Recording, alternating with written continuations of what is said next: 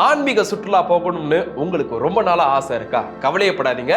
இந்து சமய அறநிலையத்துறை உங்களை ஆன்மீக சுற்றுலாவுக்கு கூட்டிட்டு போக போறாங்க. அதுவும் ஃப்ரீயா. எங்க எப்போன்னு தெளிவா சொல்ற வீடியோவை கடைசி வரைக்கும் பாருங்க. தமிழ் கடவுள் அப்படின்னு போற்றப்படக்கூடிய முருகப்பெருமான் வீற்றிருக்கக்கூடிய அறுபடை வீடுகளான திருப்பரங்குன்றம், திருச்செந்தூர், பழனி, சுவாமிமலை, திருத்தணி, பழமுதிர்ச்சோலை ஆகியவற்றுக்கு மூத்த குடிமக்கள் தரிசனம் செய்திடும் வகையில கட்டணமே இல்லாம இந்து சமய அறநிலையத்துறை ஆன்மீக சுற்றுலாவை அழைச்சிட்டு போறாங்க. இந்த ஆன்மீக பயணத்துல மூத்த குடிமக்களுக்கு தங்கும் இடம் மற்றும் உணவு வசதிகளுடன் போர்வை, துண்டு, குளியல் சோப், டூத் பிரஷ், பேஸ்ட், முகப்பார்க்கும் கண்ணாடி, தேங்காய் எண்ணெய், சீப்பு போன்ற பொருட்கள் அடங்கிய பயண வழி பைகள் அறநிலையத்துறை சார்பா இலவசமாகவும் வழங்கப்பட இருக்கு.